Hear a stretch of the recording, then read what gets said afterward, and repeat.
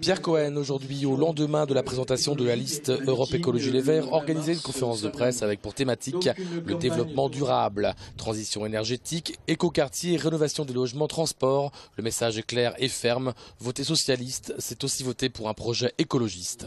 Bien sûr que je regrette qu'il n'y ait pas Europe Écologie Les Verts sur notre liste, mais avec un certain nombre d'écologistes qui étaient sur leur liste à l'époque, qui sont sur ma liste, et un certain nombre, je dirais, de gens qui ne sont pas, comme par exemple Régine Ange qui a porté le plan climat, eh bien on est en capacité d'avoir un projet cohérent, global, fort. Donc oui, si on veut nous mobiliser et battre la droite, eh bien il faut directement passer dès le premier tour autour de notre liste.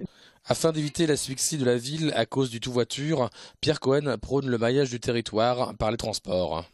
Le maillage, c'est la mobilisation de tous les transports. Évidemment, le prolongement du métro quand c'est le cas, du tramway quand c'est le cas, du bus avec en particulier des sites propres comme le BHNS, mais aussi comme on l'a fait avec la ligne 16, des lignes où on aménage et on crée vraiment une offre de transport cohérente, confortable et crédible. Donc tout cela, c'est le contraire d'une troisième ligne qui évidemment crée une offre importante puisque le métro est toujours une offre considérable, mais qui est partielle. Donc ce qui fait que la proposition, c'est que dans 15 ans, eh bien, on aura encore une couverture partielle de tout le territoire de l'agglo, alors que nous pensons que dans les 7-8 ans qui viennent, eh bien, on peut avoir une couverture totale d'un maillage avec tous les modes de transport. Et quant à ce fantôme de deuxième rocade qui revient perpétuellement à chaque municipal, Pierre Cohen a des mots très durs contre son concurrent direct, Jean-Luc Moudenc.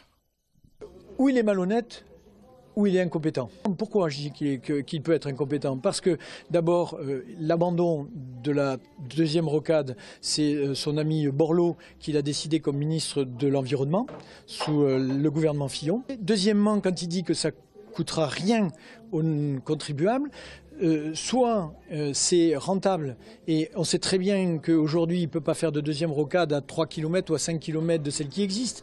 On ne va pas raser Castanet, je dirais Plaisance, donc on va aller à 15 ou 20 km.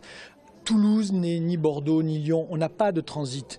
C'est 8 à 9% de transit. Donc tout le reste, c'est du déplacement de la ville et de l'agglomération. Ce qui fait que personne n'ira à 15 ou 20 km prendre une rocade pour faire le tour de la moitié ou du quart ou de le tiers de la ville et revenir. Donc ce qui veut dire qu'il n'y aura pas de rentabilité. Donc une concession n'est pas viable. Parce que pour avoir une concession, ça veut dire qu'il faut un trafic tel qu'avec le paiement du passage sur la rocade, ça puisse être équilibré.